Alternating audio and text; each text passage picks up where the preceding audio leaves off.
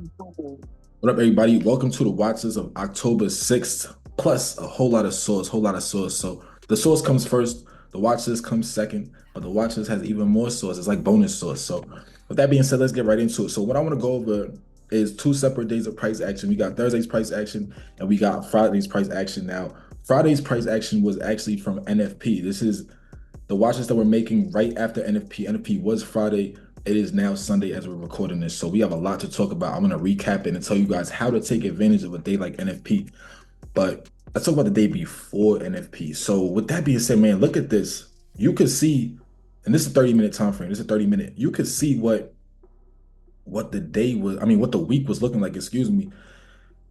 Tuesday was nice. Tuesday was nice. We took advantage of this drop for surely. We were making money. But then you see right after that morning drop on Tuesday, Tuesday's afternoon was choppy, Wednesday was choppy, and here we are headed into Thursday. Everything was just looking bad. We're staying in a range. So with that being said, you're now entering a defensive mindset because you know what we're dealing with. We're dealing with a range-bound market heading into NFP Friday. And do I have to reiterate that NFP is the most important event for the market right now? So for them to make a major move prior to NFP is unlikely. So your expectations are low.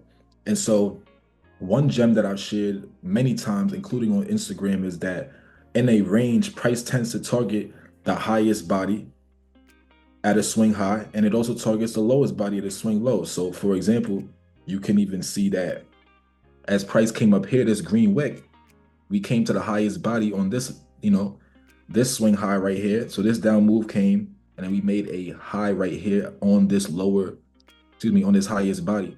And then we came down, and what we do? We came to the lowest body down here. See this green wick? That's where it bounced, right at the lowest body right there. Lowest body in this whole cluster of candles. Highest body in this whole cluster of candles. So my point in saying that is your expectations are low. So a lot of people, when they're talking to you about liquidity, you have expectations that if we're going to run liquidity, we're going to come under these lows, right? Yeah, it depends. It's situational. You got to know what the expectations are and what the objectives are, which is classes in itself, But one thing I can tell you is in range-bound conditions, some pretty solid targets for yourself are lowest bodies at swing lows and highest bodies at swing highs. So boom, objective met. Keep that in mind. We met an objective here, and we start pushing up. All right, now we push up a very choppy, nasty move up. We're in a range. So first of all, trading inside the range is already dangerous. You know what I'm saying? Already dangerous. And then if you see the 30-minute time frame, we made a move down here, but we didn't really tap in anything. So let's go to the 5. Let's go to the 5. And you can see like this move down is really lacking on fair value gaps. There's a small fair value gap here on the 5-minute that we reacted to, but it's a choppy move down. So when I'm speaking to you about fair value gaps, that's how I could recognize the mood of the market, the mood of the move for real. Moves that don't include fair value gaps are always suspect to me. There's one small one here. We did react to it and we came down, so it's decent. And this is a price action that I was trading.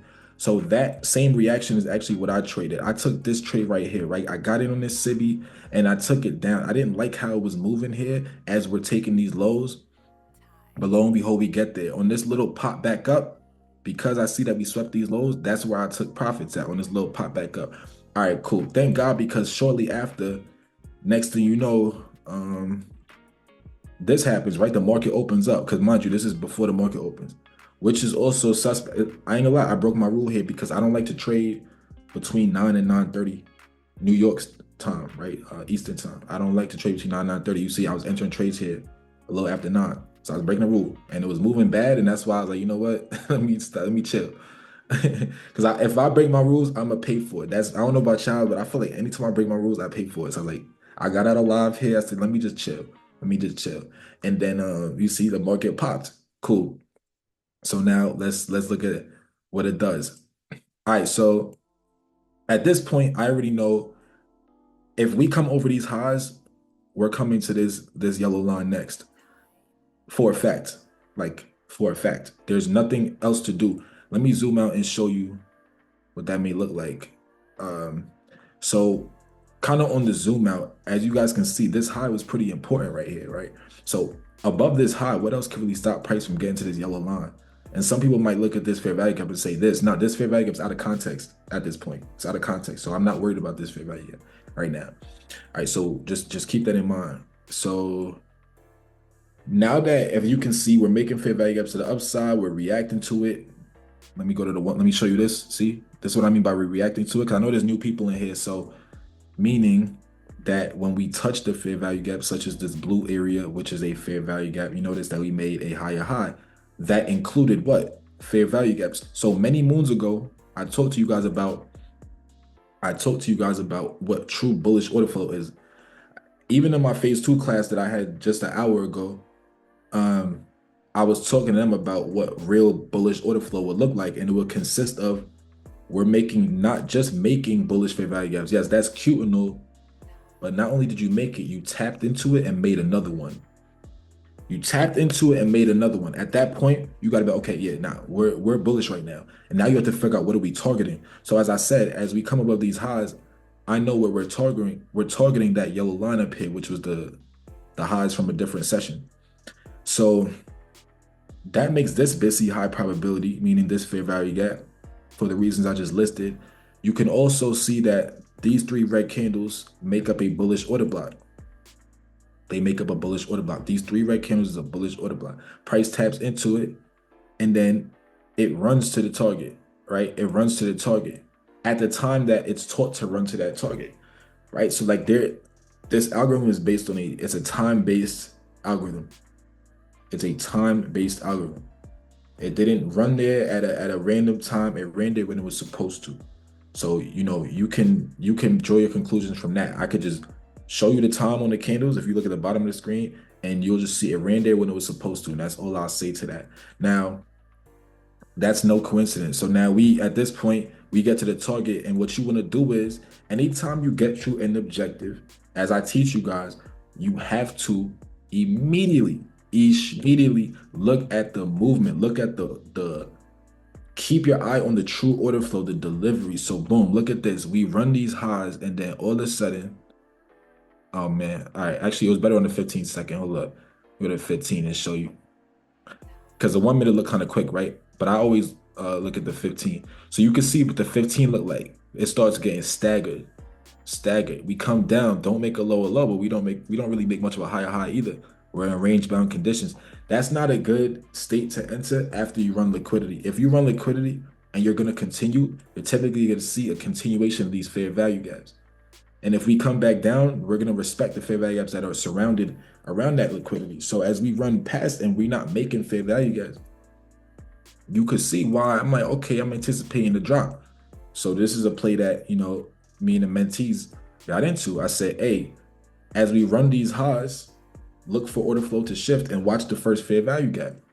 So now you guys can see why at this point, boom, all of a sudden, right? All of a sudden, big drop comes in the market. It was really nice. It dropped over 100 points in 2 minutes. Over 100 points in 2 minutes. So we call this whole drop just like this.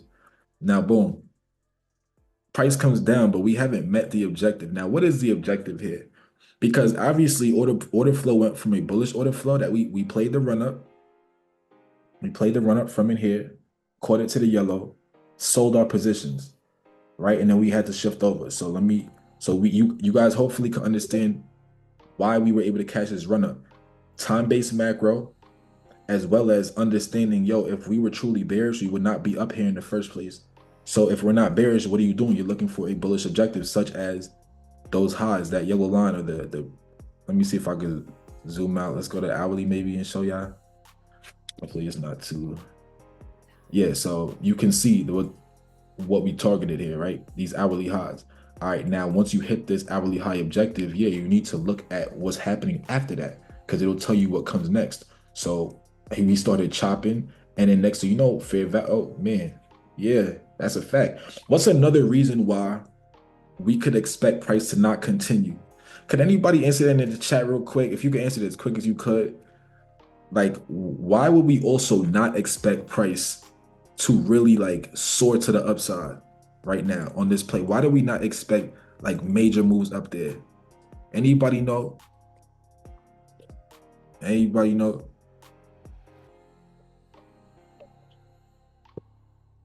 Nobody?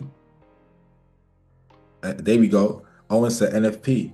Good stuff, Owen. That's what I'm talking about, man. Time and price. Time and price. That's exactly what I want to see. NFP. Because you got to like frame your expectations based on the climate. This is the day before NFP, remember? Yep, and like Steven said, the news isn't out yet. Correct. So why would they really break this range aggressively with NFP tomorrow? It's like kind of how you got to think about it. So, like I said, you have to be in a defensive mindset. So don't get greedy. Oh, we ran the highs. We about to kill that. Chill out. Don't get too greedy. So as you see, price ends up coming back in. All right, so boom. Now, what does price do? It retraces to a mentees to the tick, the POI we was going over, right? That POI was going over on Thursday's class to the tick. Even if you don't see that and you just see it like this, without even speaking about the mentorship stuff, let's talk about stuff we talk about in the free community. There's a fair value gap and a premium here. What do I mean by a premium? I mean that if you were to measure this impulsive price leg with your fibs, this fair value gap exists above 50%. So looking at this premium fair value gap when you have not met the sell side objective yet makes sense. Let's go also to the 5-minute and see what I'm talking about. So yeah, at this point, this is the objective right now. Minimum, like big minimum. We didn't invalidate this fair value gap to not come to this one. That's how I knew we had more downside. So then, and the reason I say I knew is because mentee, I was communicating with mentees during this whole play, every portion of this play. Why do we know we had more downside? Because we didn't meet the sell side objective yet. So this little bounce that happened, let's look at it on the 15-second. See this little bounce? We don't believe in it. We don't believe in this joint. You just have to think, okay, the objective is not met yet. This is not a reversal, but it is a retracement. So as price makes his way up here, and we did get out of our positions on this bounce. So when price makes his way here, yeah, re-enter vibes. Yeah, definitely re-enter. So boom, comes down again. Good stuff. Good stuff. All right, so we get to this objective, and now you need to do what? Still watch order flow. So we are focused on the lower half, absolute lower half of this SIBI. If we want more downside, this is similar to the chart debate, what I was telling y'all. Like we had crossed on the chart debate that I posted in the community, the free community.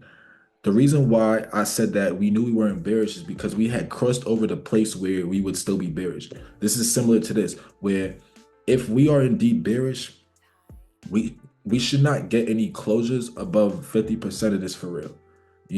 So you see how at first it's going well. This is good. This is good. Yep, this is good. All right, perfect. We love that. We love that. This is what price delivery looks like when you're bearish. You will want to see this. But now, hold on. Don't get too happy. Oh my gosh, how did that happen? And how did the mentees know to exit this play? How do we get out right in here? How do we get out right here? Because, and this is we really got to pay attention, right? How do we get out at the very bottom? Because if you're truly bearish and you wanted to keep going under this fair value gap and actually make it to this liquidity right now, meaning in this exact moment,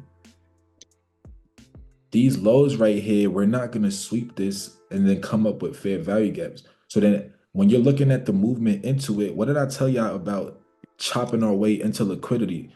Don't think just because the 15-second, this is only for 15 seconds. No. What I'm saying applies to every time frame. Every time frame.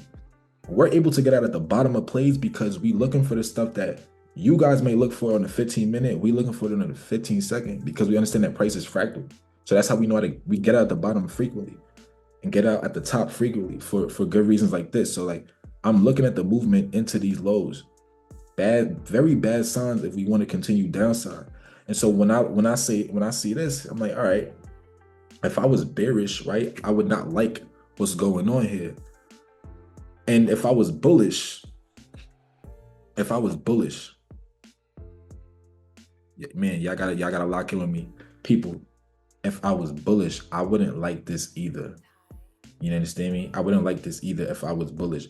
And so, and why is that, by the way? Because as we left, when we were leaving this range originally, it should have been continuation. It shouldn't have been sweep this. It shouldn't have been like this, right? It shouldn't be sweep the range, come back to a discount, come back to a higher high like that. Nah, heck nah. Not when we trying to leave a range. So if I was bullish, I'd be very frustrated. And I already showed you why bears will be frustrated as well. So with that being said, that's why I said to the mentees, we about to chop. We are about to chop in this little range, and that's why we went cash. Caught the up move, caught the down move, went cash. So that off the rip, we already know what's about to go on. So all of this crap y'all see here, we avoided all of this. Like, you can see it on the 2-minute. We not trading none of this chop. We avoided all of this stuff. Was off the charts and stuff. But I thought, and oh yeah, I wanted to make a point on this RB. So this here, this high is very important for continued bearishness. And I try to speak to all different groups in here. I got a few communities in here, but I gotta also talk to my mentees. So sometimes I talk to them and y'all might not know what I mean, but mentees, if you guys remember, this is a very important high right here, right? So for this drop that's about to occur after hitting that high, see that drop, that's why this happened, by the way, because we're bearish as long as price is still respecting this, mentees. Y'all can see how beautifully it respected it, right? And by the man, let me not even stay on that too long, but this is what I mean by important highs, mentees. So anywho, because I didn't catch this move, right? I was already off the charts. As I told you, I wasn't interested in anything. So now, but I seen this after, when I came at the computer, like, oh wow, that's fire. Either way, I told you I was not interested in this whole entire area. We made money on the upside and the downside. And so, then you see price doesn't really want to leave this range too much. It's still staying in here largely. And so that's kind of like mainly how this day played out. So we kind of avoided all this nonsense. And then when you zoom out, look at it. Look at the hourly, y'all. Look at the hourly. Look what we avoided. Understand? But we could snipe the up and downside by using our lower time frame analysis, but still at the same time having the correct expectations for the range conditions that we in. All right. So Alexis said calling chop is something else. And that's Alexis is one of my mentees, and he be calling the chop out at the same time as me. It's like even for Friday's price action, it went range bound, right? We got it at literally the bottom tick of the day. I'm gonna show you that in a second. We got it at the bottom tick of the day before it started chopping for a while. I wrote it in one of the channels. He wrote it in another channel. I didn't even realize he wrote it there, but we wrote it at the same time in two different channels, because it's not just me with the knowledge, it's also my mentees like that have the knowledge as well. You understand? It's like, but we calling chop before it happens, not after the fact, not after you take 5 losses and say, oh my gosh, we consolidating. It's like, nah, we peeped the consolidation before it even happened. Understand? And that's a skill set. That's a lifelong skill set right there. So that's that one. That's Thursday's price action. That's all I want to show y'all for that. Now let's talk about NFP. Let's talk about NFP. I know it looks messy and stuff. That's because I got labels on here already clearly. So NFP, man. Oh yes, okay, here we are. You guys see what it's looking like heading into NFP, right? Real range bound. Just this is the day we discussed. This is Thursday. Friday morning and London session, Asia session wasn't much better, but NFP is at 8:30 a.m. So let's see what that does to the market. You can see that we rock it out of there. All right, so at this point, this yellow line here, I said 4-hour important high. I'm only really bullish if we come above there. Anything under that, I can see reversals happening. So let's make that clear first and foremost. This high is very important right here in the market. So you're gonna learn which highs really matter and which ones don't. So when we talk about traditional market structure and stuff, what that strategy lacks is the understanding of true objectives in the market. So for people who talk about breaking structure and changing character, they're validating any given high and low in the market. But many different highs and lows in the market are truly irrelevant. Like, it means nothing. Only certain ones mean something to price action for real. So that's what I mean. Like I could ignore many different highs and know which one is the one that's actually significant. All right. So that with that being said, anyways, I'm at this point in the market, I'm like, as I said in this community before NFP ever did a reversal on Friday, I said NFP is a two-sided delivery. I tell you guys this every month because NFP is every month, right? Every month I tell you NFP is often a two-sided delivery. So I know we rallied at the 8:30 candle. Let's look what it looked like. Yeah, look, it looked strong, right? It's threatening. It's like, oh my gosh, you about to rip today. Like, what job? The labor market is super strong. Oh yeah, the S&P and the Nasdaq about to go to 3 trillion today. Facts. We trade charts, not news. We trade charts. Understand? So that being said, this is the 8:55 candle. You can see that we end up making a 5-minute Bessie right here. And let's see what it looks like headed into market open. So first and foremost, what I'm doing at this moment, right? When you see the news event be super like one directional like this, is I'm cognizant of the buy side objectives that could be available in the market. So where are my candles at? What? I'm bugging. Where my candles at? Oh, I'm tweaking. Okay. So over here, so I'm looking at these equal highs up here, right? Because that's something that could be potentially taken to the upside, as well as the highs above it that I already highlighted for you. But at the same time, before we even go for that potentially, I would still look to see if there's a retracement that could be had, especially because I keep in mind that if the Nasdaq just did this, that means QQQ is going to open up with a gap up. And if QQQ is opening up with a super gap to the upside, there's a chance that it could come back and rebalance that gap at least to about the 50% of it. And that would happen early in the day, usually before 10 o'clock. So I'm looking for that rebalancing of the gap. That's one thing that I think about when I notice major gap ups that happen in the pre-market. So that's for one. So what I'm doing is, if price is this strong, I told you guys about keeping your eye on the nearest PD arrays. What's the nearest PD array right now? This 5-minute bullish fair value, that's the nearest one. So what is it supposed to do? It's supposed to deliver a higher high. That's the goal of this. It's supposed to deliver a higher high. So let's see if it could do that. There we go. But then it comes back down. Ain't that a little suspect? That's at 9:15. That's suspect, right? So I'm looking at things like this, like, dang, if we were still bullish, it's very likely we would just continue right now, right? So coming back into the range is sus. But oh my gosh, did we just invalidate it? Wow, we invalidated it. Off the rip, to me, I'm not paying attention to this fair value gap. I'm not paying attention to this fair value gap. I'm not paying attention to any of this. Automatically, I'm looking for price to come to the lower. Let me just double check. I remember, oh yeah, not the lower half from this one. Just coming back to this one in general. I want price to come back to this fair value gap in general, in this context. Sometimes I want it to come to the lower half, as I tell you guys, sometimes it's the upper half. And this one, I was looking for the upper half minimum. Of course, we can keep dropping and it becomes a whole reversal, but nonetheless, I'm looking for a big move. Automatically, I noticed already at 9:20 a.m. based on what I just described to you guys.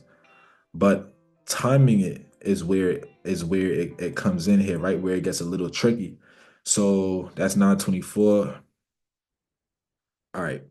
So it's 9:34, not 35. All right, so I'm watching this on the 1 minute and the 15-second. Now I initially shorted this move, and then I got stopped out break even. Because coming back up in the here is like, why would I let myself go negative? I was already in a pretty good profit, honestly.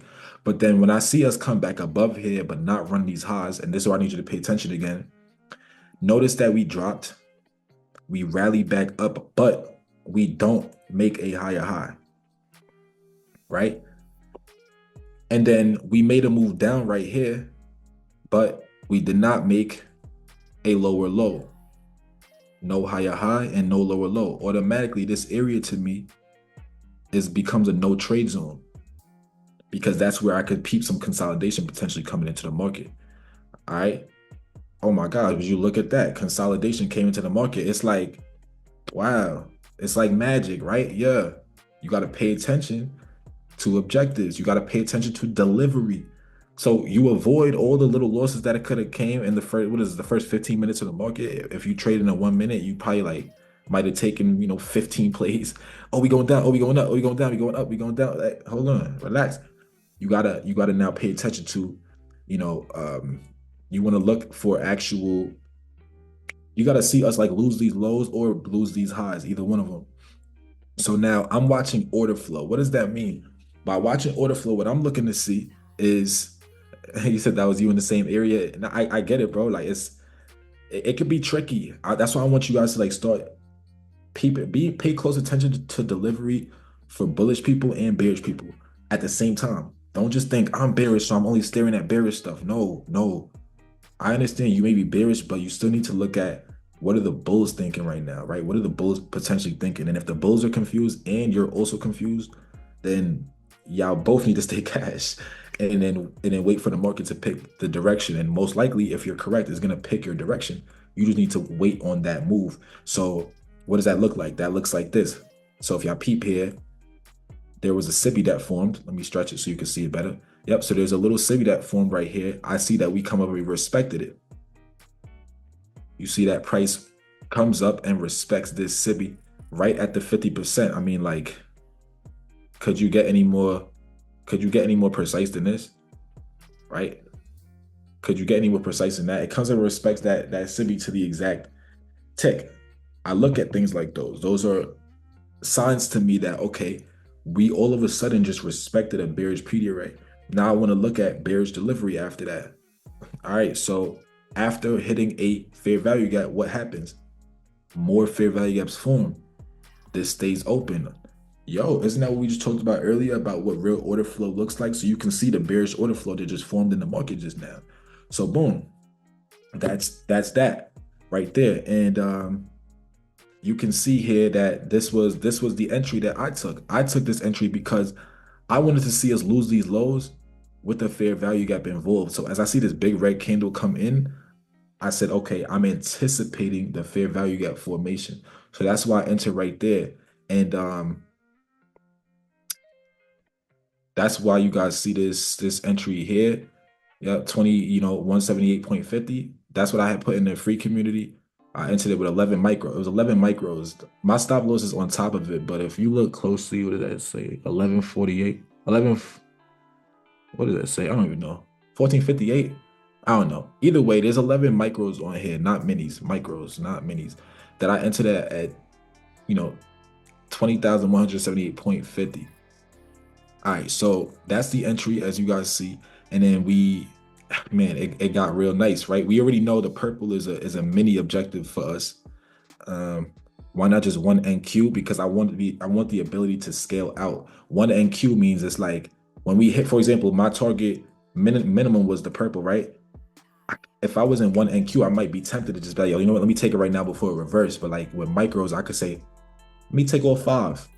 Keep 5 runners, let me take off 8, keep 2 runners. You understand what I'm saying? Which is actually funny because that's literally what I did. So I'm gonna show you though. Obviously it was just aggressively moving. So the purple, I was like, hey, let's keep it going. Let's keep it going. And we chop here for a second, but no reason to really sell a play. And then shoot, man, things was going well. So at this point, let me see. Hold up. What you call it? No, it was during this consolidation. Yes, during this consolidation is when I sold all of my position except one runner. Because I was like, they consolidating on here. And I felt that we were about to push up. And I remember I was in 11. So I just sold 10 of them right here. And then, so this is a pretty decent play. We got like almost 100 points on this drop.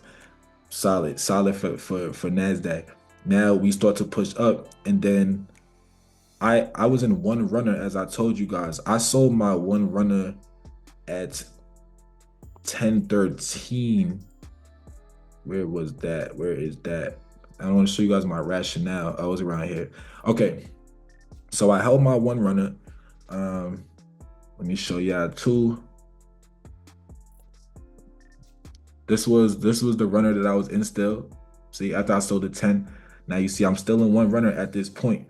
So that's This is the play right here. I'm still in one, and I'm gonna show you guys why I exited that and then what I did instead. So the reason why, because it dropped, things was going well. The reason why I exited it is because we just met an objective. We ran these lows, and I'm watching order flow anytime we meet an objective. So keep game. You run that objective, you guys see the lack of fair value gaps under that low. Very suspect, very suspect. I'm still in it. I'm still in it, right? I'm like, this I could tell what they about to do, but I'm only in one contract. So I'm like, hey, whatever. I'm cool with them retracing a little high before a drop off. Once they tried to drop right at this wick and then they push back up, now you guys see why I got it at 1013, because if I would have wanted to see us make a lower low here, not a higher low. Once I seen a higher low, that signals to me that, all right, we're about to have a deeper retracement. Does that mean I'm bullish? Are we about to go rally for the rest of the day? Not at all. It just means that I should clear my positions and potentially re-enter. All right, potentially re-enter. But I am expecting a bit of a deeper retracement. So price does what? Makes that deeper retracement. So once again, you guys can see how we tend to get out towards the bottom of plays based on just looking at little signatures around our objectives. So boom, we get out, big rally comes into the market, and then what is this? So first of all, this 5-minute BISI, we're using it on the other side. So that's one. Now let's go to the 1 minute, and we're looking at this. This area is very important. This area is very important. You see, we rejected it, right? Area is very important. I'm talking about this SIBI. This SIBI is, if we're bearish, we need to continue to hold that. So what else?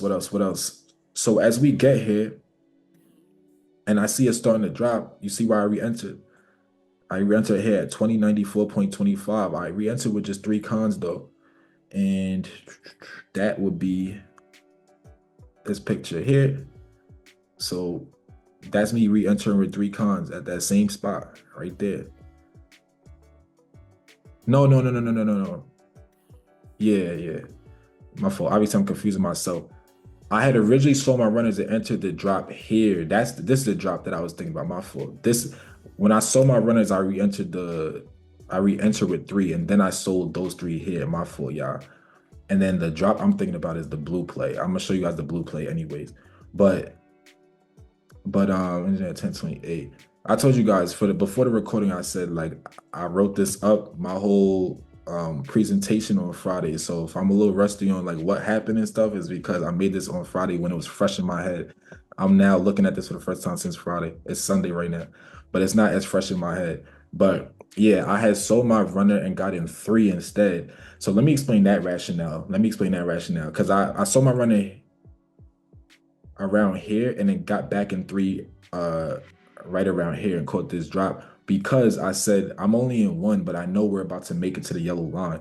So that was why I'm like, I'm in 1 contract, but I know we're going to yellow, so why not just turn it into 3 cons? And so that's why I just did that and took it to yellow. Then I was able to get out, etc., etc. But all right, so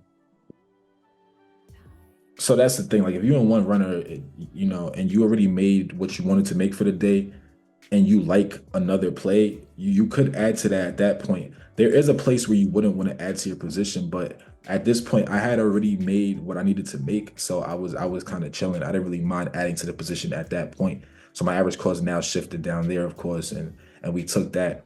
But all right, so same logic. You see, price doesn't make a lower low. That's sus. Price doesn't make a lower low. That's sus. Now we start rallying all choppy. So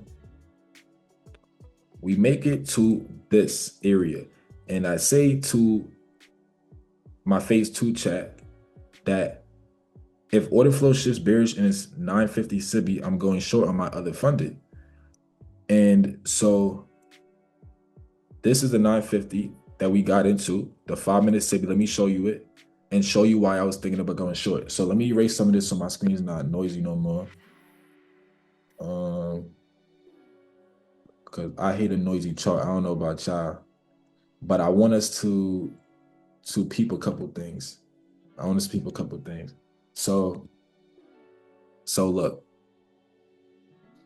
we just came back into this overall range, which is a bad sign for bullish people. Like bullish people, this is the NFP range that we made pre-NFP. You will want to see us leave this and not return to it, not before running out these highs for real. So if we're really going to be coming back here is just a bad sign. I'm not saying we can't still go bullish, but it's just a bad sign. Understand? So at this point in the market, I'm thinking like, yo, this little rally is telling me, first of all, that price is probably not going to go for any major targets today. Today it won't do it. Maybe Monday, maybe Tuesday, but not today. And so therefore, I don't think we're going to come above these highs, because once again, we're not going for major targets today. Otherwise, we would have never came down here in the first place. So please understand why bullishly, I'm not convinced. That's one reason I'm not convinced bullishly. Another reason I'm not convinced bullishly is the movement. I keep telling you guys about price legs that don't have fair value gap, or price legs that look like this. I keep telling y'all these are no good. So we move like this out of this range, and you know, I was telling my phase 2 as well, like we know we're gonna run higher, hence why you can see the screenshot starts by me saying we know where it want to go, but we can sit out sometimes because we know it wants to rally there, but it's probably best to sit out because we can tell the move is gonna look like this. How do we know the move is gonna look like that? How do we know the move is gonna be ugly? Because to me, we had more downside. So to see us not make a lower low and start rallying like this, you already could tell anything to the upside is going to be ugly right now. And so do you want to trade that? Like, yeah, you know it's going to push up back into a premium, but do you want to be a part of that is what you got to ask yourself. And so just because you know where price is going doesn't mean you need to take that trade. All right, so with that being said, what do I mean by if order flow shifts bearish? What I'm looking for here is, as we come into this area, I'm looking to see, once again, fair value getting respected, fair value gaps getting created, etc., etc. I'm sorry, I missed the question. I said, so where do I put my stop loss on that entry? I wish I know what you were talking about. My bad, I'm late to that question. I'll try to keep that in, tell you your stop loss placement in general. But I would say maybe as a large rule of thumb, no matter what, it's like if I'm getting in for whatever the reason I'm getting in for is what my stop loss is based on. So if I got in for a fair value gap, my stop loss is based on that fair value gap. So if we invalidate it, I'm out. If I got in for the creation of a fair value gap, if we fail to create that fair value gap, I'm getting out. So an example of that would be this. So let's say that I'm getting in, I'm anticipating this being a fair value gap.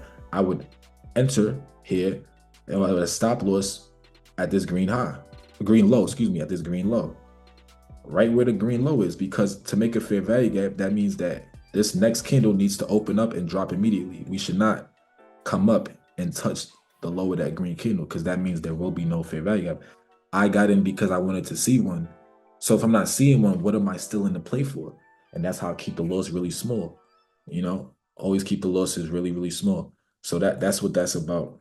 And that's for any given play. So we end up making this SIBI here, we respecting it, and then next thing you know, we starting to drop off. Cool, this is where I entered. Okay, that's where I entered my play there, and that would be, and I show this stuff, so it's like it's not just me just saying. I want to show you guys, like, yes, these entries I really take. So that's why I bring this up. So you can see the 5-minute SIBI. You see I'm watching the 15-second. And that's why I entered right there at 137.75. That was my entry. I entered with 6 micros here, you know. And so that's my entry. Why? Because in this situation, I was anticipating a fair value gap. That's what I'm looking at. And so what happened? We ended up making it. See, we made this fair value gap here. That's what I got in based on making one. Since we made one, that's beautiful. I'm protected. I never had no drawdown. Literally, I got in and there was no drawdown on my play. And if price would have retraced here immediately like this, meaning as soon as it made it, the next candle would have tapped into it, I would still hold my play, but I would cut my play if the next candle invalidated it, right? If we invalidated what we just made, that's when I would cut my play. All right, so, but you gotta, it's really risky to take that entry strategy because you gotta know when to expect those fair value gaps to get created. I knew we were about to form one right now based on me trusting the reaction to this SIBI and understanding that the next objective after touching this is to run these red lows. So that's why I took my chance on this. And then we ran those red lows, yeah, and then we continued and we dropping. All right, so things going well here. All right, now things went really well all the way down here, but this 15-second Cibi was really important. I cut my trade after watching the lower half of this get invalidated, because if this is what I need y'all to, like, this is what I mean.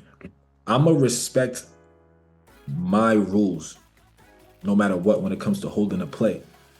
I know what I want to see when it comes to bearish delivery. For bearish delivery, I do not at all want to see this fair value gap get invalidated.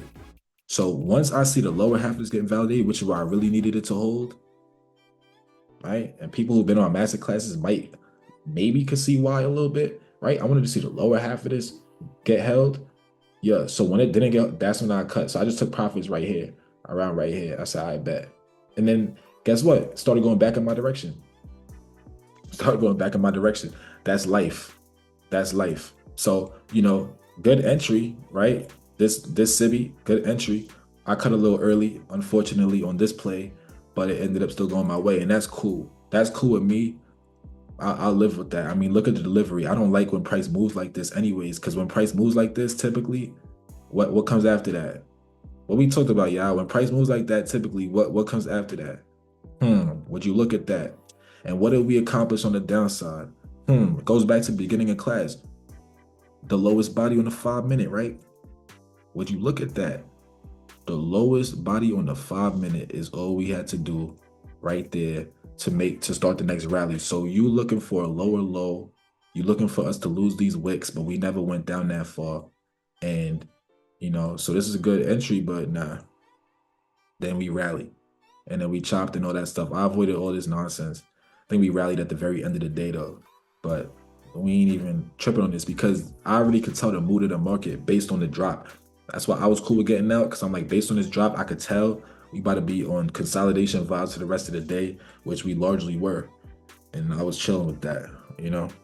Yeah, super strong reverse. Yeah, nah, no problem, no problem. You said, do you move that same stop loss to the opening of the candle after the fair value gap is formed? Great. I love the questions y'all asking. All right, so boom, let's show that for real. Great question. So boom.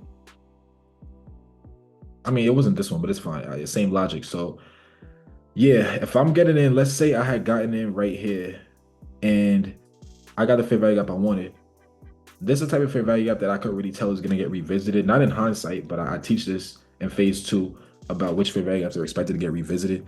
So, but in general, I would expect this to get revisited, but no matter what, as we tap into it, yes, my stop loss now, because we created it, it now goes from right here, when I was trying to create it, it moves to right here on top of the expansion candle. I'm moving on top of the expansion candle. I wouldn't even want to see it up there. To be honest, like, I might even cut it prior to that, because in this specific context, for example, I do want price to hold the lower half. So sometimes it really also is based on my expectations and understandings of fair value gaps, to where it's like, if we in the upper half of this, I'm already not believing in this play anymore, you know? So I might put it right on top of it, you know, because, you know, sometimes wicks happen, whatever, maybe a wicked or something like that. But in general, we shouldn't even be that high, you know, just in this context. And you can see where bodies did respect, right? In this specific context, you see how bodies stayed, wicks and bodies stayed on the lower half of this. So for me, in this specific scenario, my stop loss would be based on price holding the lower half of this largely. But some of them, I'm cool with it going to the upper half. So for those, yeah, my stop loss would be on top of the expansion candle. But overall, good question though. So yeah, I guess I'll continue now. So because that was largely what I wanted to show you guys regarding like last week's PA. So, you know, I hope y'all got some things out of that. Sorry if I have forgotten some details that I told. I was like, I gotta go over this when it was super fresh in my head, and like I kind of forgot certain details. I hope I didn't forget other things I wanted to tell y'all, but I got, we gotta get to the second half of class now. Um, I mean, while I pull up the second half of class, are there any questions on anything I said though? Before I pull up the second half of class, any questions at all? At all, at all, at all.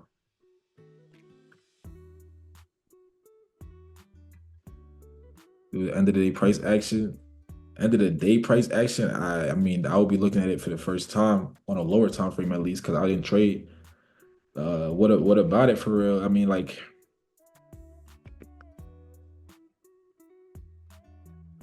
nah, it's just a PD array that we talk about in mentorship heavily.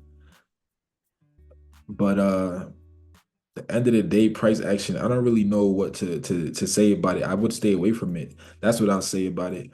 The reason why I would stay away from this price action is because if I was bullish, I don't like the fact that we came all the way here, didn't really accomplish much, and then we pushing back up. And the way that we moving on the upside is super staggered. So I just wouldn't want to be a part of that.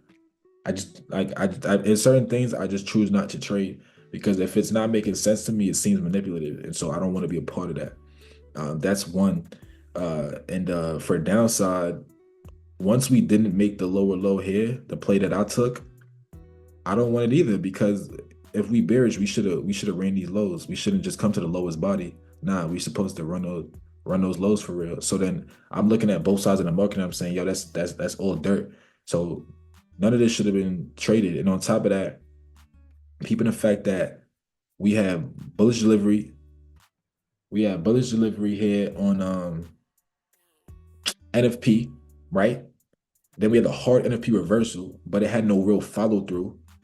That means that they on BS today. They not really trying to go nowhere because if we're gonna reverse, there needs to be follow through, like real follow through, not no like baby reversal and then come back. That's when you know they about to just do nonsense, and the price action is not gonna be favorable. So just because we moving in a direction doesn't mean that you have to trade it. We're moving up, yes. As you could tell, we made a stagger move up, but is that a tradable move? Man, that's in my mentorship chat as well in the Discord. I'm not gonna pull it up, but like, mentees, I said that literally in the chat. I said we know where price wants to go, but like it's that doesn't mean the move is gonna be tradable. It's not a tradable move. At least based on how I like to trade. I like to trade trend. I like to trade smooth price action. I don't like to trade nothing that look like this. Everybody's different. But what I would say to this price actions, I would just stay away from it based on the nature of it. Like look at even the green move right here. Man, this baby Bissy right here. You got another baby Bissy right there. Other than that, there's no fair value guys on this whole leg. What is this? Who wants to trade that? That's dirt. Especially after what already happened at NFP. Like this, I don't like trading price action look like that. So yep, that's that. And what is this? This is the 355 candle. So this green candle is at 3:55 p.m. The market is about to close. It's nothing that I want to be a part of. So it's just about being able to look at price action and if you really understand price delivery, if you truly understand what price delivery should look like, you'll know when it doesn't look like what it's supposed to look like. And if it's not looking like what it's supposed to look like, you need to get up out of there. That's how I look at it. All right, so that's that. And like Rangey said, if it's not making sense, that they being manipulative for a FINAC. All right, so let's get into the next part of class. Let's learn through the watch list side. Yep, DXY doing exactly what we wanted it to. All right, so but we can't just start there. We got to start with time and price because price don't move unless time permits. Time is not just AM PM. Time is also economic events. So this week, what do we have on the schedule? Fed speakers on Monday, not looking too favorable. We're still in that range on NASDAQ, by the way. So man, Tuesday, Fed speaker type vibes, nothing favorable. Wednesday, FOMC minutes. Don't get it confused. I'm sick of people thinking that minutes is when Jerome Powell is speaking. No, minutes is just a document that's explaining what they were going over last meeting. That's it. It's not, he's not talking on the podium. So it's just FOMC minutes. You might see like a flash candle, nothing too crazy. But that's 2 p.m. on Wednesday. Sometimes it gives the market a little jolt of energy, but nothing wild. So that's that. Now Thursday, CPI. Now one thing I'll say about CPI is I'm not saying it's not important, but it's nowhere near as important as it was in 2022 when inflation was the biggest concern in the market. Right now, the market is largely concerned with the job market, the labor market. Inflation, the only reason why inflation might start to become more of a concern again is the fact that the Fed just cut rates, 50 basis points, and the job market looks super strong. And so if you start to see inflation tick up, then there may be some concern on the side of like, hold on, are we about to re-spark inflation right now? Are we about to spark up inflation just like we did in 2022? So that's something to look at. That's something to look at, but I don't expect it to be like ultra aggressive like how it used to be in the past. So I feel like we have important news every week. It was not like that 2 years ago. Am I mistaken? It was. It was largely if anything that was going to show inflation in the market is what was to be watched 2 years ago. I feel like now everything matters because everybody's kind of like, all right, we in like a real bull market. We got a lot of debt though as a country. The job market is strong. Inflation was just high. Now it came down. Rates are still high. Now they come in down. It's just like a lot of moving parts and a lot of stuff doesn't make sense based on what things were like historically, economically. Because economically, historically, this shouldn't be going on. Like when rates were that high, it should have caused a weakness in the job market. When rates were that high, it should have caused a recession. None of that happened. People keep saying, yo, we're in a recession, we're in a recession. The numbers don't show a recession. So anybody who tells y'all, man, we've been in a recession, they need to get more in tune with what's actually going on in the economy. Unless you don't believe in the numbers, that's another argument. The numbers could be fake. Some people say that. But as far as what they tell us, we're not in a recession. We have not been in a recession. We avoided a recession. All right. So, a lot of things that were supposed to happen didn't happen. And that's why the environment is just really, really tricky right now. Really, really tricky. So, yeah, everything matters these days. So CPI and then PPI is another inflation gauge based on the producers. So ultimately, and consumer sentiment. So ultimately, my point in this is Thursday and Friday look like some pretty solid days to trade. But Monday, Tuesday, and Wednesday, I want you guys to be careful. That's all I'll say. I think earnings also start, like for bank earnings, they probably start on Friday. But somebody could confirm that. I'm not sure. I think I heard that. Yeah, thank you. Yep. So bank earnings also start on Friday. So we may get some movement later this week into next week. So let's head back to the charts now. Now that we know the best days to trade, let's kind of analyze this. So remember how I showed y'all how DXY, the dollar, has been consolidating between two POIs. And I told you guys last week how to peep when consolidation may happen. It's when you're between two valid PD arrays. You got the SIBI, which is a bearish PD array. You got the BISI, which is a bullish PD array. And notice that's where consolidation is occurring. We going right back and forth between the blue area and the purple area. So I said, yo, it's a very crucial time period as we ran this swing low. See this swing low right here? I'm gonna go to that right now and show you what happened.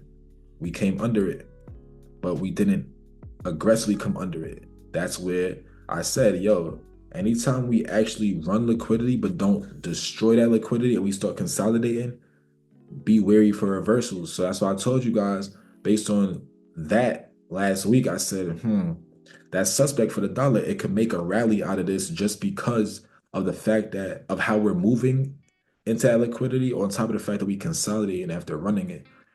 And by the way, last week, before the week started, we said that we're going to consolidate right here, and y'all can see what happened. So just showing you more and more that there are ways to predict consolidation before it actually occurs. Like we literally said this would happen before the week even started, and look what happened. Now, this week that just happened, yeah, y'all can see we finally rallied really strong, and I'm looking for continuation out of that, by the way. So I would like to see on a weekly chart us make a BISI right here. And I don't want that BISI to get revisited. So anything to the downside to me on the dollar should be short-lived. You don't really want to see the dollar invalidate this BISI here. Right here. If it invalidates that, then that's not a good sign for bullish people on the dollar. All right, if you're bullish on the dollar, you don't want to see that invalidated. To be honest, you don't want it to get even revisited, but It could happen. It could happen. But I wouldn't want to see it come under this BISI. And that's it. Under that, the dollar definitely has a chance to make some new lows. Or if it's not going to make new lows, guess what it'll do? Yep, you guessed it. It'll consolidate again.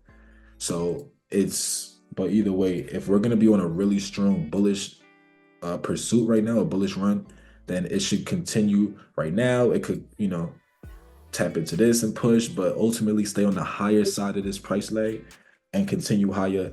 I will look for it to come into where I had this thing going again. Minimum this weekly SIBI, minimum. I think higher personally, but minimum this weekly SIBI. All right, so the dollar should make it above this green wick next. Minimum.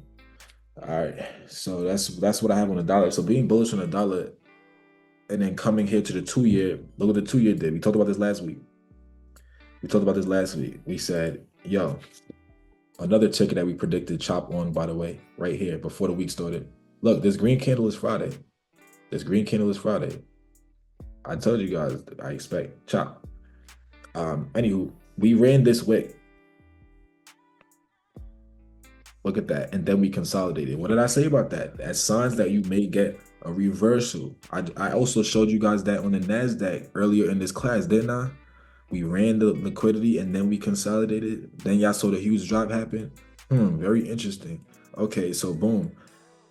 You see what happened here on the 2-year is exactly what we was looking for, and I'm expecting continuation. So when I look at the 2-year now, to me, it definitely has a chance. This is a bold statement to say so early, but it has a chance to come back under these lows. It's a bold statement to say that so early. But if we make a weekly SIBI right here, meaning this candle that's opened up on the weekly, if we could stay, we got to stay on the lower half of this red candle for real, for me to really believe in that analysis. Yeah. As I'm looking at this, we got to stay on the lowest parts of this red candle. So it got to be like this. Otherwise, I still think we will come down lower, but it doesn't mean we have to run to the yellow line. So let me reiterate, or let me say that again. Let me say that again. There's 2 deliveries that can happen here for the 2-year bond. If we stay on the lower half of this red candle and drop and make a fair value gap like this, to me, the next destination is this yellow line. All right. Now, if we don't do that and we end up pushing up like this much higher or something like that, I still believe we're going to come down, but it's going to be a stagnant move down, more so to a discount of this price leg. And then we're probably going to find our way back to the upside. So a lot is going to be determined based on how we trade in this general area. So I'll be watching pretty much this rectangle. I want to respect like the lower half of that red candle, and then we'll see what's up. But either way, I expect more downside in the intermediate term for the 2-year. All right, so cool. Now let's get to a few Forex tickets, and then we go back to futures, options, and stuff like that. Crypto as well is gonna be in there. So for here on Euro, another example, man, it's like price is repetitive or something. It's like it does the same thing everywhere. Run liquidity, consolidating. Yeah, what happens? Big reversal. Crazy. This is where I said the next destination was for the purple area. So we got to the purple area, and then now heading into this week, now that we got to this destination on the downside for Euro, is we want to see. And I'm trying to remind myself what I remember. I made this on Friday or Sunday. I'm trying to remember. I go over so many tickets that it's hard to remember everybody. So for Euro, I want to see this 4-hour SIBI respected. Yeah, I want to see bodies hold the lower half of this 4-hour SIBI for continued downside. That's what I want to see for continued downside, because I do expect more bearishness on the Euro. Sorry for making you dizzy changing time frame so much. I'm just trying to give you guys where I would have it going next. Yeah, if we get the delivery I said, if we use that 4-hour SIBI to make a lower low, then Euro has a chance to make it all the way down to these monthly lows. So if we use this SIBI to go lower, the Euro USD has a chance to make it to those monthly lows. Real talk. Minimum though, I would target the halfway of this weekly wick. The 50% of this weekly wick will be a minimum target for euro. If we get the delivery that I'm discussing here, we have to use this SIBI to go lower. If we cross back over this SIBI, I would reassess. Because that's not a good sign after you see we just ran liquidity here. So to invalidate this SIBI, that means we're gonna end up pushing up to the higher parts of this price lag. We're going back to a premium. So a lot depends on this 4-hour SIBI. Okay, so that's euro.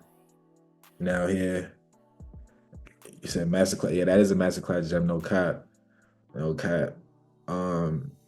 So here on British pound. This is from last week's watch list. I said, all right, I'm looking for us to not only hit the yellow line, but I want to see us go bears under that yellow line for British pound. So you see what happened. This is the watch list. We were looking at it around here, dropped off. It was bearish for the rest of the week. This was a really nice play. I hope people took advantage of British pound. And I expect more downside in the short term, at least to come into these lows, at least, which is also confluence for the dollar. As we know, the dollar, I'm expected to go higher. So this should be moving in the opposite direction of it. So this ticker should continue lower into. Man, I'm telling you right now, if we lose this weekly BISI, it's not looking too good. It's already not looking good for British pound. I think it has a lot more downside, but we will continue to watch the delivery around these lows. So what you don't want to see for a bear, what a bear doesn't want to see is us sweep these lows and start making fair value gaps on the daily chart to the upside. Not good. When we lose these lows, you want to see it lose it aggressively. Then you could expect a whole lot more downside coming into this ticker.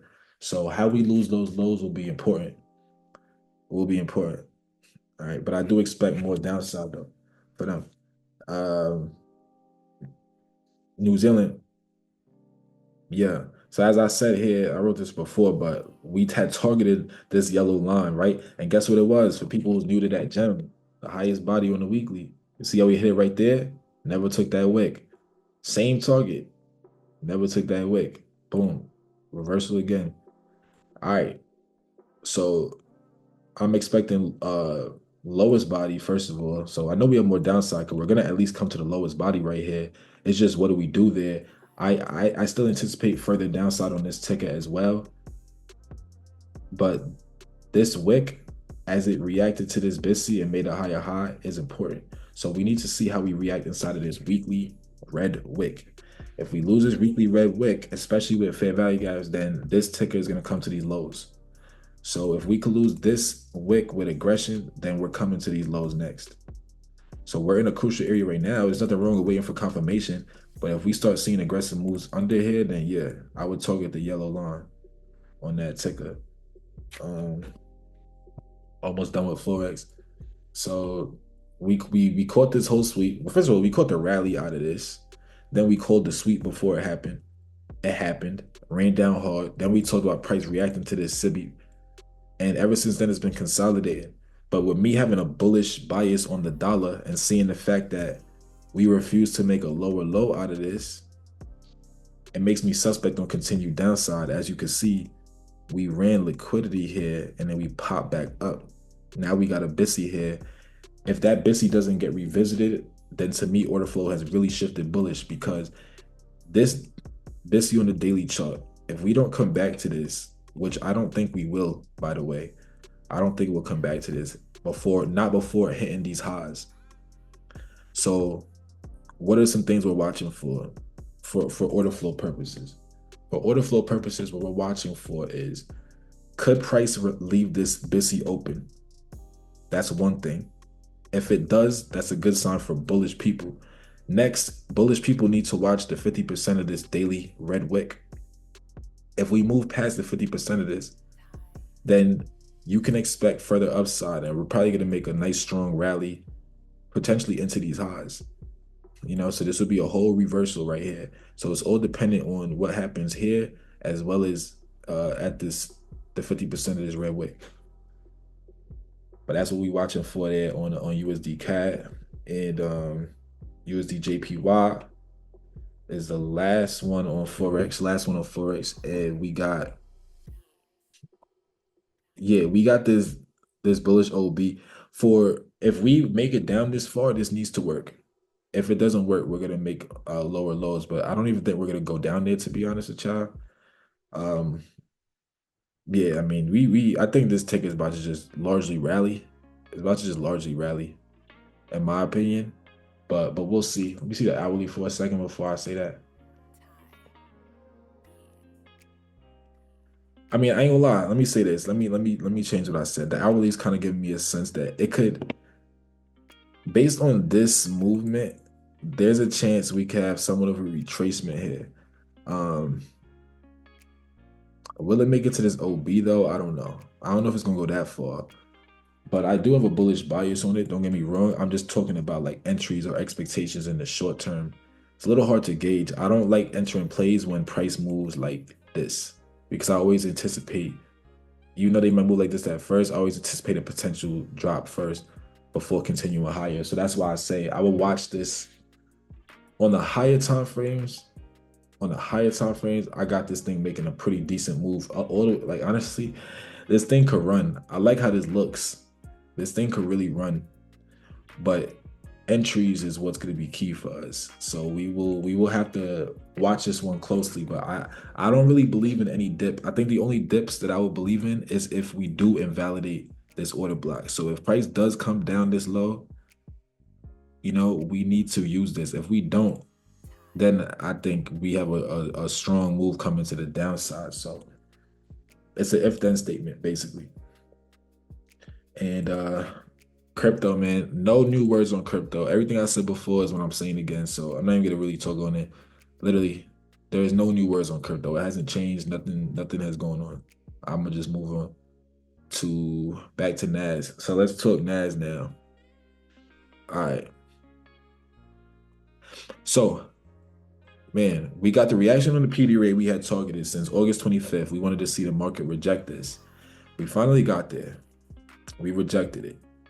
Then, price action. You seen we had this big drop. This is the Tuesday drop I was showing y'all. And based on how Tuesday's 4-hour candle closed, let me just do this so it's easy to see. Based on this, what did this tell me? What did this tell me? So you see this low, because the watch list for that week, the plan was to run out all of these lows. Let me highlight them. All of those lows. That was the plan for the week. And it played out, right? Played out pretty dang well, right? Once we hit that objective, for me to expect continuation, I wanted to see not a closure up here. The closure would have had to been under these lows, and we needed to see more of a fair value yet. So that's why I knew. I said, oh, no continuation is coming in the short term. That's why I said that night to you guys, because of how the market closed that day. So this is not a good sign. We're about to stay here. I didn't think we were going to make a higher high, but I felt we would stay here until NFP. Yeah, it's all in the chat, bro. I told you, I said we're gonna stay there until NFP. What do we do? We stayed there until NFP. It's simple, because it's like the market really told us what it's about to do. If we were gonna be bearish, we would have continued on Tuesday. I'm not expecting bullishness because we rejected the PD rate that we wanted. So at that point, all right, consolidation is coming. See, that's how you could keep consolidation coming. So either way, now we moving really nastily to the upside.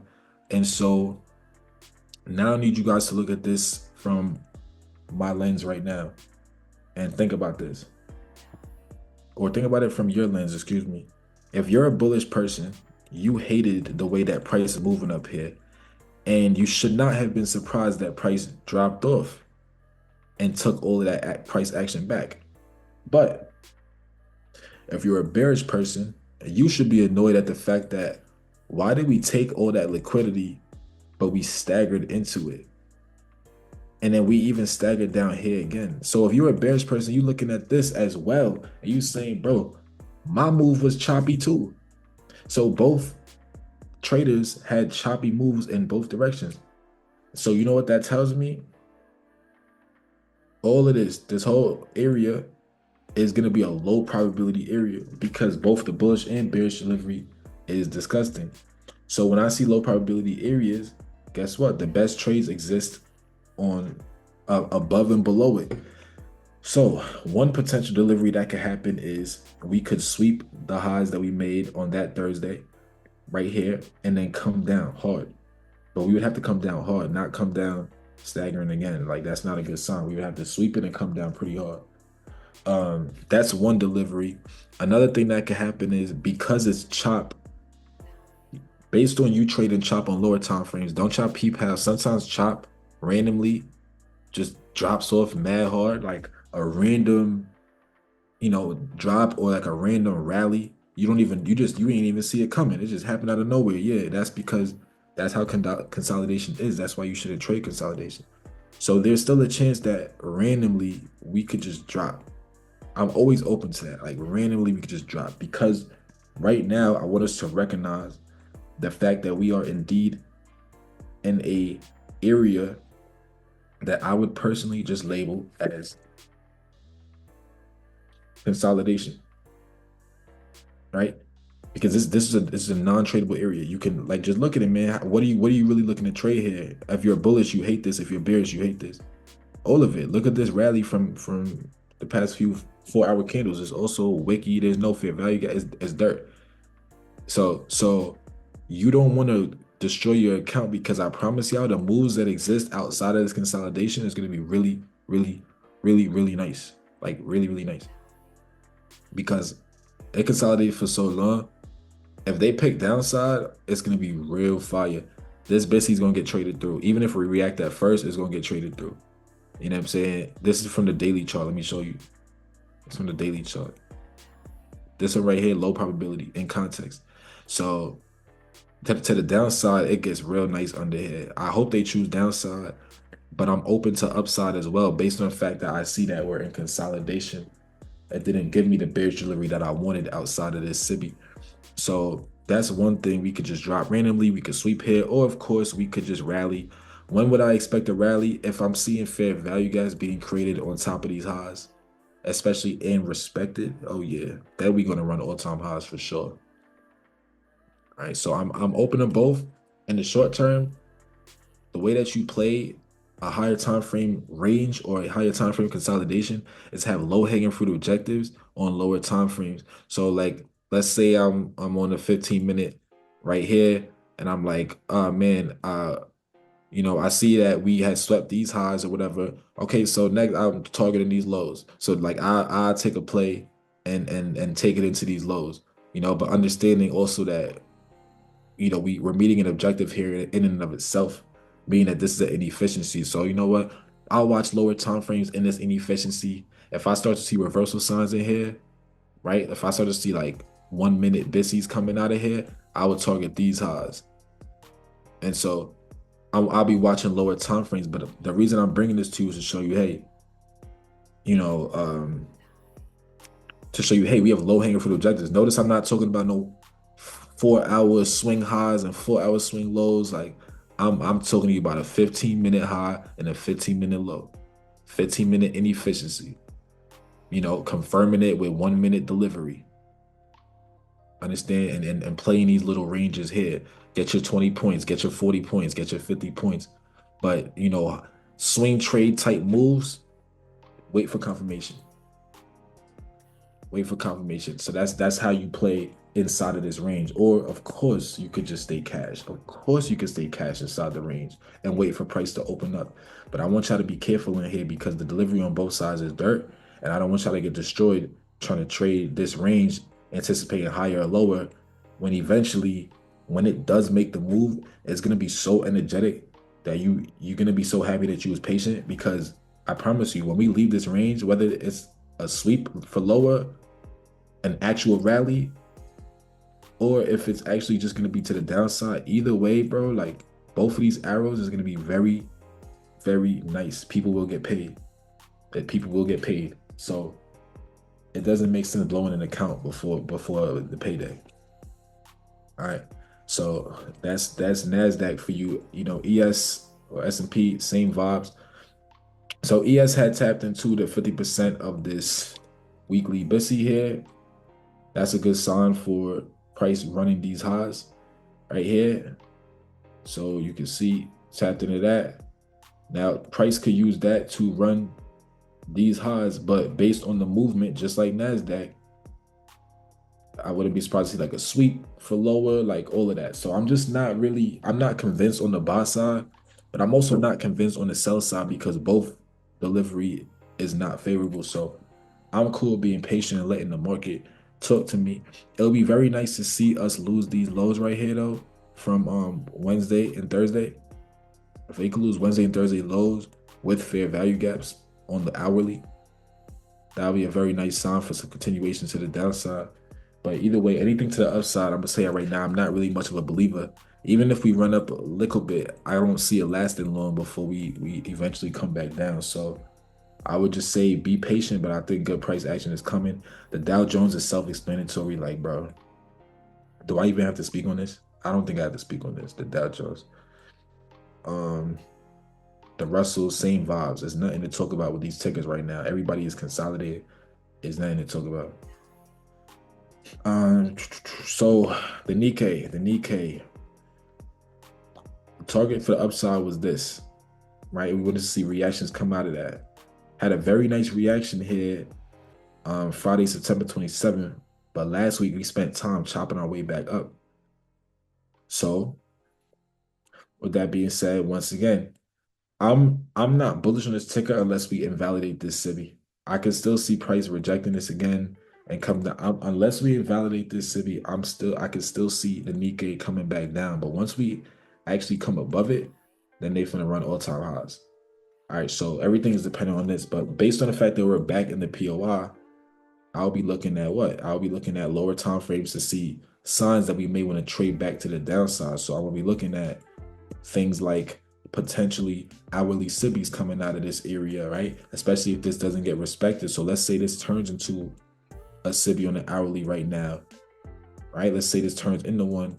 And then ideally, we don't want to see this get traded back to. That would be a good sign for some continuation. It's very likely that in the short term, it's going to come to the 50% of this hourly BISI though. And the super short term, the 50% of this hourly BISI could definitely be the next destination in the super short term. But what does it do after that? We'll have to see. But yeah, so that's Nikkei. And we almost done. CL, what I say? I wrote lower half of 4H BISI. Yeah, so in the short term, I wanted to see price come to the lower half of this 4H BISI. I guess it's already making its way there. As I told you guys, I draw this up on Fridays. So the market opened up on this red candle. So it went bearish on open so far. I'm looking for price to come to the lower half of this red of this 4-hour BISI next. And then it could bounce out of there. But ultimately, as I told you guys, if you zoom out on CL, you'll see that this is also a ticker that on higher time frames is in a consolidated time period. So I personally feel you should just stay away from it. But if you want to make short-term plays on it, you definitely feel free. A question says, even when you feel like order flow is bullish, do you still look for reactions on previous bearish fair value gaps? Great question. So when I see a fair value gap that's out of context like that, I can get reacts. This is what usually happens. So man, I just want to give like a small example. Great question. So the question right now, let me reiterate, is if order flow is bullish, am I still looking at fair value gaps from like, far away, basically? Like, am I looking for reactions on them? I want to explain that. I just need like a good example. All right, let's use this one right here. It's so good. I got one right here anyways, bro, but I appreciate it. Let me show you this. So there's one right here. I mean, it technically already got tapped into and created a lower low, so it's mitigated, but still, let's just use it anyways, hypothetically. So there's one right here. So let's say that, the Russell starts moving aggressively higher. If it's moving aggressively higher and we have bullish order flow, what is going to be there? I mean, what's going to exist? Bullish fair value gaps, right? Bullish fair value gaps. So it's going to be probably another one right here, something like that. Cool. So what typically happens?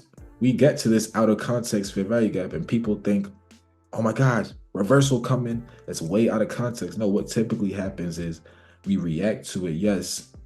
What does it do? Bring us to the bullish fair value gap, and then we rally higher again. Happens all the time. So you'll start noticing that. You'll realize that we may get a reaction from it, but not a reversal. Everybody thinks we about to get a whole reversal. Like, oh, relax. No, no, no, no, no. It'll just push you into a bullish PDRA instead, and then we push higher, because this is not the true objective. The true objective would be these highs for real. When is this the true objective? I've spoken this briefly when it comes to NASDAQ analysis.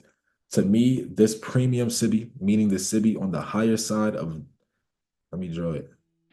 See this price leg right here? So a premium SIBI would be will be a SIBI that exists on the higher side of this price leg. When do we just call that the bullish objective? When we don't feel like we met the bearish objective.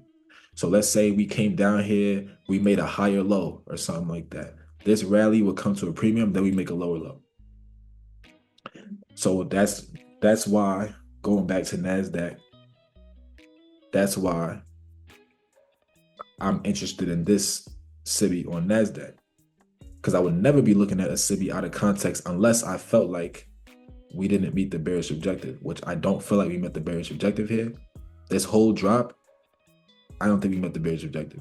That's the only reason why I'm interested in this SIBI that is way far away, right? Mind you, we've been in bullish order flow on the NASDAQ. It's been ugly though, which is suspect, but we've been in bullish order flow. But the reason why I'm interested in this SIBI that exists many, many moons away is only because I don't feel like we met the objective down here at all. It's very suspect to me. Very suspect to me. But like, please understand that's the only reason I'm looking at this. Other than that, I would never, ever, ever, hear me clearly, everybody, I would never look at a SIBI so far away from price action like this. Stop doing that and stop using fair value gap indicators to tell you which fair value gaps to take, because they're dumb and they don't have any actual nuanced logic. Please. Sorry, y'all know I can go on a little rants. I just be passionate about this stuff. All right, so gold, man. Gold, I told you guys it's gonna end up consolidating here, but I still think it's coming to this purple area next. What did it do? It consolidated. Price be so predictable, bro. So predictable. But I still gotta go in the purple next. It's just, is it gonna be tradable? Maybe not. Right? Maybe not. But I'm looking at the lower half of this daily bullish fair value gap as a next destination. It might be a dirty move on the way there, which also tells you that it's probably going to end up taking us higher. So if it's choppy on the way there, it'll probably be fire on the way out of there. So maybe you don't play the down move. Instead, maybe you wait on the up move. But in general, do you want to trade inside a range? Please don't do it to yourself. What may happen here is we may sweep these lows, tap into this, and then make our way higher. So remember this visual, because it's a very, very possible scenario. And I wrote lower half of this BISI, not upper half. I wrote lower half. All right. So gold was annoying, barely traded. It took mostly scalps. Yeah, this is I wouldn't even want to touch this. Yeah. So yeah, I would be careful trading that. And last two tickers is just SPY and QQQ. Not much to say that I didn't really see on NASDAQ and S&P. So this is for SPY. Like I said, just in the short term, we may sweep these highs, but I don't expect much above it. I really don't. We'll see. This is just not the typical delivery a bull would want to see. I don't like when price moves like this. I always see big drop-offs come when price moves like this. If it just keeps going and we make it to double all-time highs, congratulations. It is what it is, but I'm gonna always be careful. The gap we want to see rejections on, it worked out very well at first. Now we consolidated. Same thing I said on NASDAQ. You just want to avoid this overall area until we really pick a direction. If we start aggressively moving over the gap, then you would want to target all-time highs, of course. But definitely also you want to look at these lows, because under these lows, especially under these lows with a fair value gap, like under 477 basically, yeah, QQQ could make a pretty nice drop. I'm gonna say that right now. So my eyes is on Qs and NASDAQ and everything. So yeah, ultimately that's all I have right there. Now, if you're watching this on YouTube, click the link in the description for the free community. Click the link in the description for the mentorship, the advanced SMC mentorship. Why do I say advanced? I say advanced because I'm not just teaching you, hey guys, this is an order block. Hey guys, this is a fair value gap. No, we get to the surgical details behind where on these PD rates you expect them to react. We get on the details on which PD rates make the most sense, which ones do you ignore, right? Because a lot of PD rates are to be ignored. You got to know when to use them, how to use them, stop loss management, when to take profits, objectives in the market, order flow, direction, bias, we go over everything, every single thing. You're prepared for every scenario, and there's psychology in there, and it's a great community. So if you're interested in that, 30 classes, live classes, they recorded as well. If you can't make the class, they're recorded for you to watch. Everything, y'all, graded homeworks, tests, and quizzes, final exams, midterms, it's all there for you. Click the link in the description for the mentorship. It's in the description right now. So with that being said, that's all we had. That's all she wrote. And I'm gonna holla at y'all. Subscribe to the channel.